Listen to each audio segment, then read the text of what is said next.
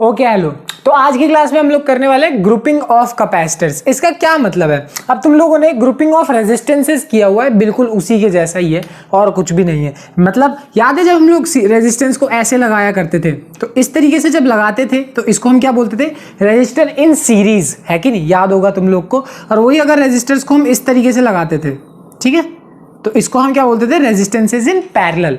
तो ये हो गया सीरीज, ये हो गया पैरेलल। ये सब हमने ऑलरेडी छोटी क्लास में किया है और ये फिर से करेंगे वैसे थर्ड चैप्टर में। बट आज ऐसा ही इसी चीज को हम यहां से हटा के इसकी जगह क्या लगाने वाले हैं? ऐसे कैपेसिटर लगाने वाले हैं। ये हो जाएगा ग्रुपिंग इन कैपेसिटर्स, ठीक है। एक बार सीरीज में, एक बार पैरेलल में, यही चीज करने वाले हैं। तो ये हमने तीन कैपेसिटर्स को लगा दिया। अब किस में? सीरीज में लगा दिया, ठीक है। तो हम सबसे पहले हम बात करने वाले हैं सीरीज कॉम्बिनेशन की, ठीक। अब यहां से ध्यान से देखो कि पहला, दूसरा और तीसरा, ठीक, तीन कैपेसिटर लगा दिए। इसके लिए जो चार्ज है वो Q1, इसके लिए Q2, इसके लिए Q3। प्लस माइनस अपोजिट वो क्या नाम है, प्लेट्स पे होता है। बात मैं तुम्हें बता चुका हूं। इस प्लेट पे पॉजिटिव, इस पे negative, positive negative, positive negative. समझ में आ गई? सिंपल सी बात। यहां पे एक चीज छोटी क्लास में भी पढ़ी है और अभी फिर से मैं एक बात बता देता हूं। हमेशा ध्यान रखना, सीरीज में हमेशा वोल्टेज जो रहता है उसकी वैल्यू क्या होती है? चेंज होती है हमेशा। और जो करंट होता है उसकी वैल्यू हमेशा क्या रहती है? सेम रहती है। हमेशा ये बात ध्यान रखना, सीरीज में वोल्टेज चेंज होता है और करंट हमेशा सेम रहता है। करंट की बात है वैसे तो ये, जो कि हम आगे थर्ड चैप्टर में डिटेल में पढ़ेंगे, बट करंट वगैरह वगैरह ये सेम रहता है। ये बात ध्यान रखना हमेशा। और वही अगर मैं बात कर लूं कि क्या नाम है, अगर हम पैरेलल की बात करें तो पैरेलल में इसका जस्ट उल्टा हो जाता है। क्या कि वोल्टेज की वैल्यू सेम रहती है और करंट की वैल्यू क्या रहती है? चेंज होती है। करंट की वैल्यू चेंज होती है। ये बात बहुत बार आगे भी करेंगे, बट अभी भी सुन लो। तो अब अगर करंट सेम रहता है, यानी यहां पे जो Q1, Q2 और Q3 डिफरेंट हमने चार्ज लिए, वो डिफरेंट होंगे नहीं, वो तीनों क्या हो जाएंगे? सेम हो जाएंगे। सिंपल सी बात है। फिलहाल करंट के बारे में बोलना अजीब है थोड़ा सा, बट इतना समझ लो, जिस तरीके से कंसेप्ट ये है उसी कंसेप्ट से ये कि जो सीरीज के केस में जो हमेशा चार्ज रहेगा सारे कैपेसिटर्स पे, वो क्या रहेगा? सेम रहेगा। पैरेलल में सब पे चार्ज क्या हो जाएगा? डिफरेंट हो जाएगा। यानी इस पे और इस पे, तीनों पे चार्ज रहा सेम, बट वोल्टेज की वैल्यू क्या होगी? चेंज। इस कैपेसिटर के लिए V1, इस कैपेसिटर के लिए V2 और इस कैपेसिटर के लिए V3। ये इंपॉर्टेंट बात है, बहुत ज्यादा। समझ में आ गई बात? तो ध्यान रखना, ये चीज पहले भी बहुत बार की हुई होगी 10th क्लास में, और अगर नहीं की तो मैंने बोल दिया, इस बात को ध्यान रखो, बहुत यूज है इसका। अब आगे Q इज इक्वल टू क्या होता है? CV होता है ना। तो V की वैल्यू क्या हो जाएगी हमारे पास? Q/C। यानी अगर यहाँ पे V1 निकालोगे तो क्या हो जाएगा? Q/C1। V2 निकालोगे तो क्या हो जाएगा? Q/C2। V3 निकालोगे तो क्या हो जाएगा? Q/C3। समझ में आ गई बात? तो ये तो बहुत छोटी सी सिंपल सी बात बता दी। V1, V2 और V3 तीनों की वैल्यू क्या आई? Q/C1, Q/C2, Q/C3। ठीक है। यानी अगर ओवरऑल वोल्टेज निकालोगे तो तुम्हें क्या करना पड़ेगा? V1, V2 और V3 को ऐड करना पड़ेगा। सिंपल सी बात है। आगे अगर V निकालना है तो V1 की जगह क्या पुट करो? Q/C1 प्लस इसकी जगह Q/C2 प्लस Q/C3। ठीक, C3। तो यहां पे अगर तुम वोल्टेज V की जगह हटाना चाहते हो तो तुम्हें क्या रखना पड़ेगा? Q/C। ये हो गया ओवरऑल चार्ज अपॉन में ओवरऑल कैपेसिटेंस, ये आ गया, है कि नहीं? अब वही है कि यहां से Q/C और यहां पे Q अपॉन में 1/C1 plus 1/C2 plus 1/C3, सबको कॉमन ले लिया, इससे ये कट गया। 1/C is equals to 1/C1 plus 1/C2 plus 1/C3। तो ये आ गया हमारे पास आंसर। मतलब कहने का मतलब क्या है कि अगर मान लो तुमने रेजिस्टेंसेस को सीरीज में लगाया हुआ हो, 3 लगाया, चाहो 4 लगा दो, 5 लगा दो, जब तुम सीरीज में लगाओगे तो उनके लिए ओवरऑल कैपेसिटेंस की जो वैल्यू आएगी वो कितनी आएगी? 1/C1 plus 1/C2 plus 1/C3, और होते तो 1/C4, 5, 6, 7 ऐसे करके। समझ में आ गई बात? तो सिंपल सी कैलकुलेशन है, ऐसे बहुत बड़ी 30 मार्क खान चीज नहीं थी। ऐसा बहुत हद तक किया है पहले भी, एक बार और कर लिया, बट ये थोड़ा सा अलग है। ये किसकी बात करी हमने? सीरीज कॉम्बिनेशन की। अब बात करते हैं किसकी? पैरेलल कॉम्बिनेशन की। तो अब आ गए हम किस कॉम्बिनेशन पे? पैरेलल कॉम्बिनेशन पे। ठीक है। तो पैरेलल कॉम्बिनेशन में हमने 3 रेजिस्टेंसेस को इस तरीके से लगाया। हाँ, अगर किसी को समझ नहीं आता ना कि कब सीरीज कब पैरेलल, तो मैं तुम्हें एक सिंपल सा ट्रिक बताता हूँ। वैसे तो कोई बहुत बड़ी 30 मार्क खान वाली चीज नहीं है वैसे, बट फिर भी मैं बता देता हूँ। लाइक कभी भी रेजिस्टेंस उठा लो, चाहे तुम लोग ये उठा लो, कैपेसिटेंस उठा लो, जब भी तुमने उन लोगों को सिर्फ एक एंड से जोड़ा है, सिर्फ एक ही एंड से ऐसे जोड़ा हुआ है, तो ये जो है ये होता है सीरीज। बट वही अगर मान लो तुमने एक एंड से तो जोड़ा ही, और मान लो किसी तरीके से हमने तुमने दूसरे एंड से भी जोड़ दिया, ठीक है। तो जब तुमने दूसरे एंड से भी जोड़ दिया, इस तरीके के कॉम्बिनेशन को तुम क्या बोलोगे, पैरेलल कॉम्बिनेशन बोलोगे। कहने का मतलब क्या है कि देखो यहाँ पे मेरे पास एक कैपेसिटेंस ऐसे है और दूसरा कैपेसिटेंस ऐसे है, ठीक। अब दोनों को तुमने दो एंड से जोड़ दिया और इन दोनों के बीच से ऐसे हमारा सर्किट जाए, तो देख रहे हो यहां से एक एंड से जुड़ा हुआ, यहां से दूसरे एंड से जुड़ा हुआ, तो दो एंड से जुड़ेगा तो पैरेलल, एक एंड से जुड़ेगा तो सीरीज। बहुत सिंपल सी चीज है। और ये चीज वैसे यहां तो ज्यादा खास पता नहीं लगता, बट न्यूमेरिकल्स में बड़ा काम आता है, ठीक है। खैर देखो यहाँ पे, तो अब यहाँ पे Q1, Q2 और Q3 तीन डिफरेंट चार्जेस होने वाले हैं, क्योंकि अब कौन सा है, पैरेलल। जैसा मैंने तुम्हें बताया, सीरीज में करंट की वैल्यू क्या रहेगी, सेम, वोल्टेज की वैल्यू डिफरेंट। यहां पे वोल्टेज की वैल्यू सेम रहेगी और करंट की वैल्यू क्या होगी, डिफरेंट होगी।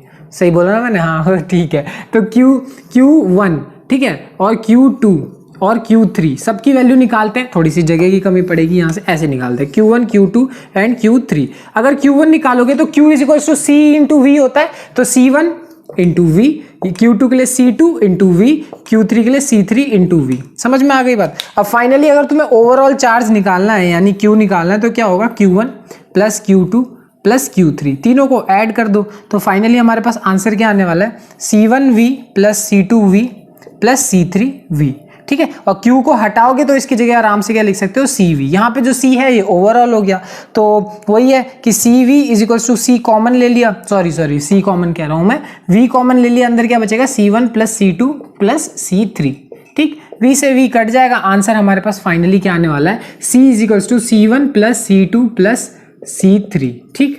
तो यहां पे नोटिस करोगे जब पैरेलल में बैरल कॉम्बिनेशन आएगा तो क्या आएगा, C1 C2 और C3 आने वाला है। यही है, अगर 4 होते तो C1 plus C2 plus C3 plus C4 आगे कैसे बढ़ता जाता। बट सबसे इंपॉर्टेंट बात यही है पूरे टाइम पे कि पैरेलल के केस में कौन कांस्टेंट और क्या नाम है, सीरीज के केस में कौन कांस्टेंट। फॉर्मूला तो बहुत सिंपल सा है इसका। तो फिर अभी तक की हुई सारी बातों का कंक्लूजन यही है कि देखो, जब कैपेसिटेंस को निकालते हो तुम सीरीज में तो 1/C1 1/C2 1/C3, बट वही जब हम रेजिस्टेंस किया करते थे सीरीज में तो R1 R2 R3 सीधा ऐड हो जाता था। वही उल्टा है, मतलब यहां का जस्ट उल्टा, यहां जो सीरीज में आता है यहां वो पे आता है पैरेलल में आता है। पैरेलल में C1 plus C2 plus C3, वही यहां पे पैरेलल में 1/R1 1/R2 1/R3। 10वीं क्लास का है ये, चिंता मत करो, 3rd चैप्टर में भी पढ़ेंगे, बट 10वीं क्लास में इतना तो पढ़ा ही होगा, थोड़ा बहुत तो पढ़ा होगा। तो ये चीज बिल्कुल उल्टी है। कैपेसिटेंस और रेजिस्टेंस के केस में जो फॉर्मूला आता है वो बिल्कुल ही उल्टा है, बट एक चीज सेम है, और वो क्या है, ये कंसेप्ट कि सीरीज के केस में करंट या फिर चार्ज हमेशा क्या रहेगा, सेम,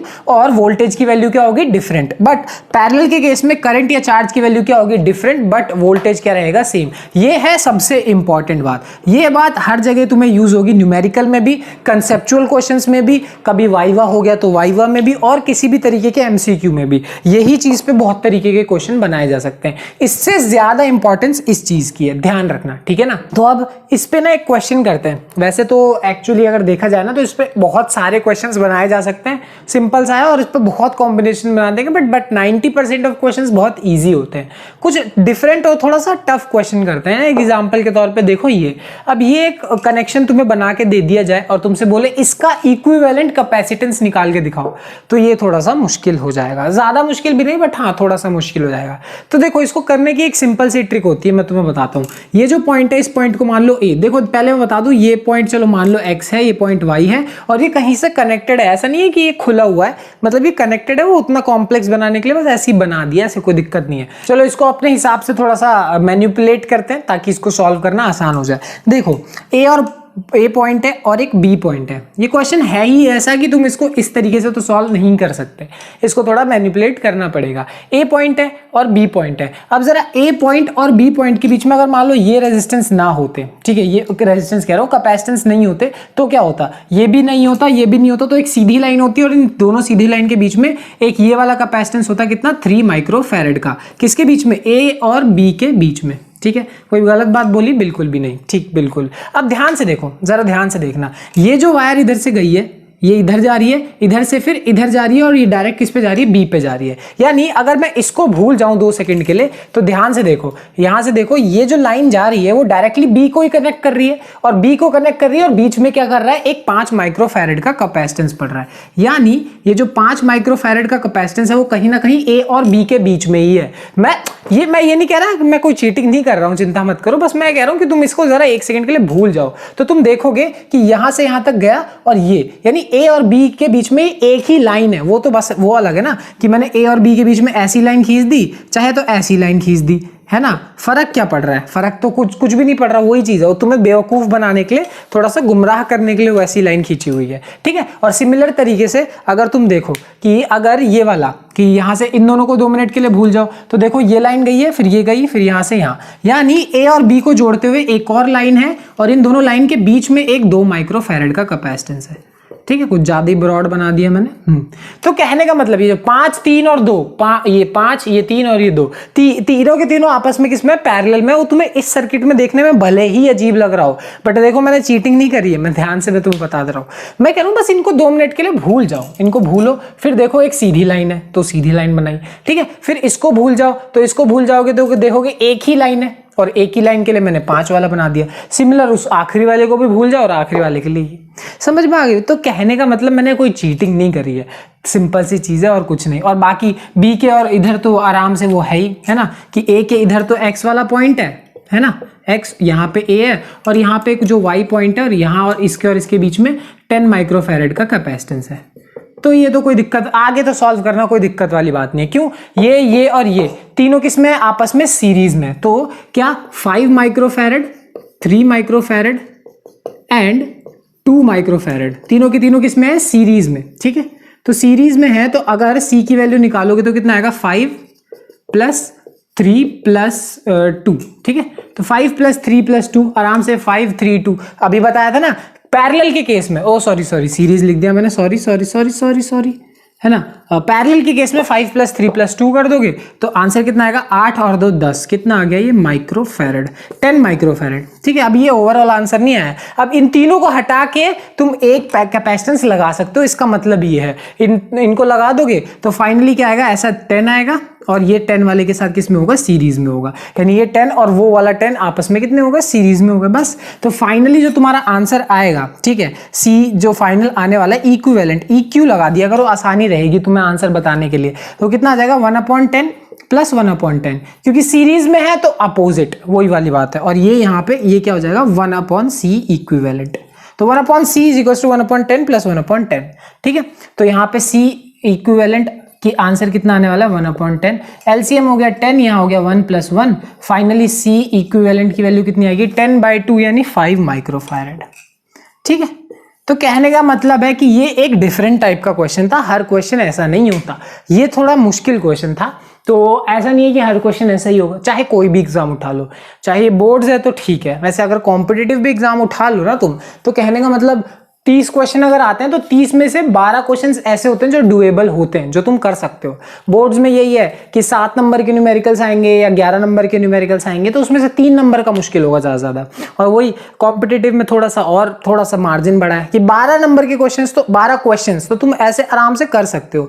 उनके बाद कुछ ऐसे होते हैं जो क्या नाम है, मीडियम होते हैं, फिर कुछ हार्ड होते हैं और कुछ ऐसे होते हैं जो नहीं ही कर पाओगे, बहुत कम चांसेस होते हैं उनको कर पाने के। तो यही होता है, एक सिंपल सा एक रेशियो है। बाकी ठीक क्वेश्चन था, बहुत ज्यादा भी मुश्किल नहीं था, बट एक नॉर्मल क्वेश्चन नहीं था ये। बाकी इस कॉम्बिनेशन पे तुम्हें बहुत क्वेश्चन मिल जाएंगे, करते रहो, पर करने की ज्यादा जरूरत नहीं है, बस फॉर्मूला पता हो काम बन जाएगा, ठीक है ना। चलो मिलते हैं अगली क्लास में, बाय बाय।